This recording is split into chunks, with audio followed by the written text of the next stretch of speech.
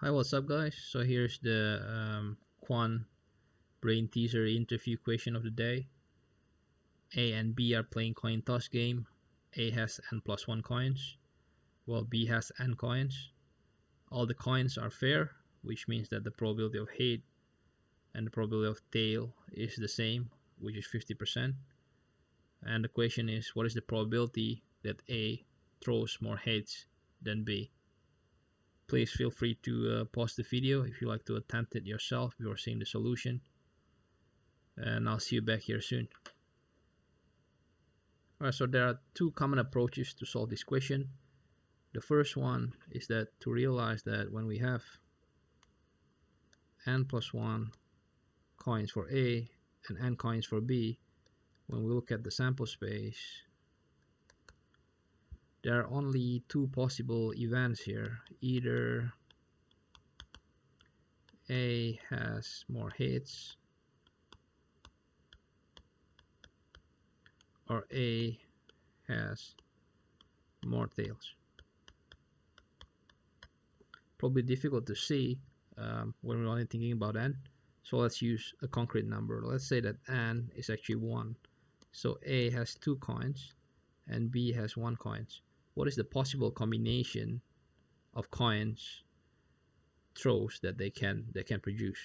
So for A, it's either 1 tail, 1 head, 2 tails, or 2 heads. Well, for B, it's either 1 tail or 1 head.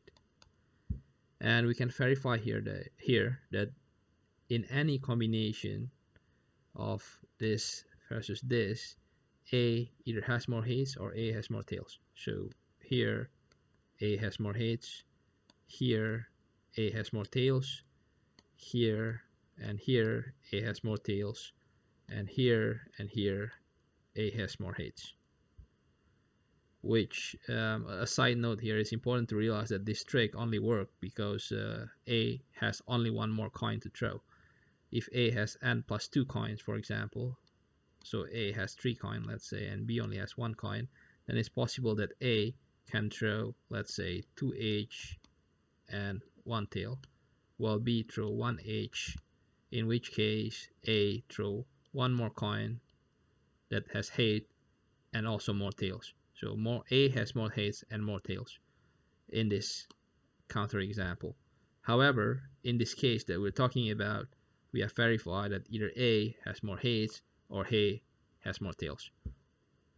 And from that result, because heads and tails are symmetrical, then we can conclude that the sample space must be divided equally, right? So A either has more head or A has more tails. But because the whole sample space must sum up to 1, then this must be 1 divided by 2, which is 0.5, and this must be 1 divided by 2, which is 0.5. For the second approach, we will start from the case where A has n coins and B has n coins, and then we'll build it to the case where A has n+1 coin versus when B has n coins. We start from n versus n because it's symmetrical, so it's easier to sort of like calculate and imply the probabilities. So the probability that A has more heads, let's call it H here. Probability of draw, let's call it D. And probability A more tails, let's call it T.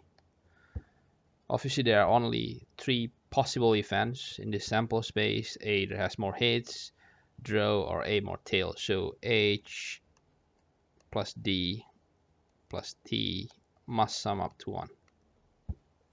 And another thing that we notice here is that H must be equal to T, right? This is true because, well, it's symmetrical. A has n coins, B has n coins. The coin is fair, so probability of throwing tails is the same as probability of throwing heads. So this and this must be the same. What is H? What is T?